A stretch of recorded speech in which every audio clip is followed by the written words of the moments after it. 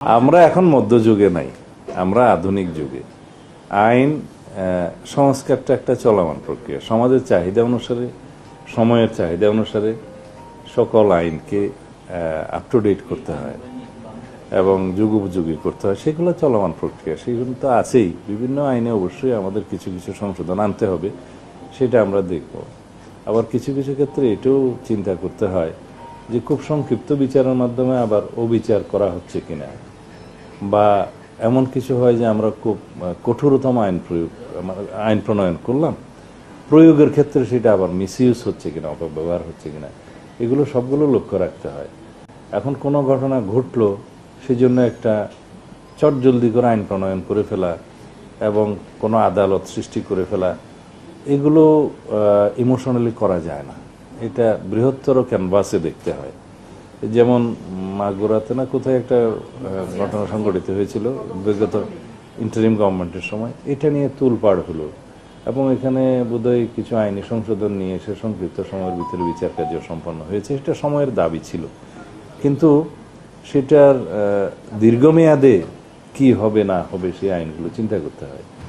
শিশু ধর্ষণের ক্ষেত্রে আদালত প্রতিষ্ঠা করা হলো, একটা ট্রাইব্যুনালের করা হলো।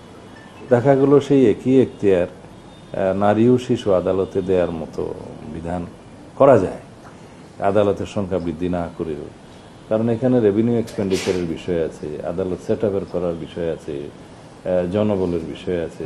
তখন দেখা যাবে যে 64 ডিস্ট্রিক্টে আদালত আমরা করলাম, ট্রাইব্যুনাল করলাম, দেখা যাবে মামলার সংখ্যা কোথাও 2টা, কোথাও 10টা, কোথাও নাই।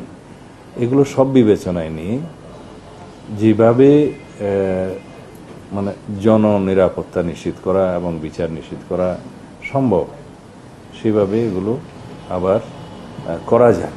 কিন্তু ওই সাময়িক সময়ের জন্য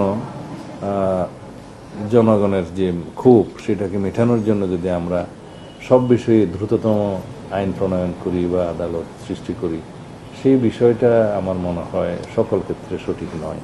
আজকে পুলিশ ডিপার্টমেন্ট থেকে যে কাগজটা দিয়েছে, তাতে আমি 164-এর যে ভাষাটা দেখেছি, 164 স্টেটমেন্টে, তাতে করে মূল আসামি তার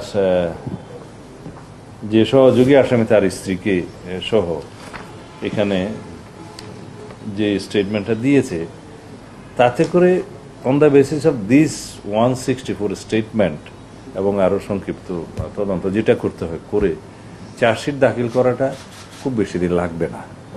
তো সেই ক্ষেত্রে আদালতের কিছু প্রসিডিওর আছে,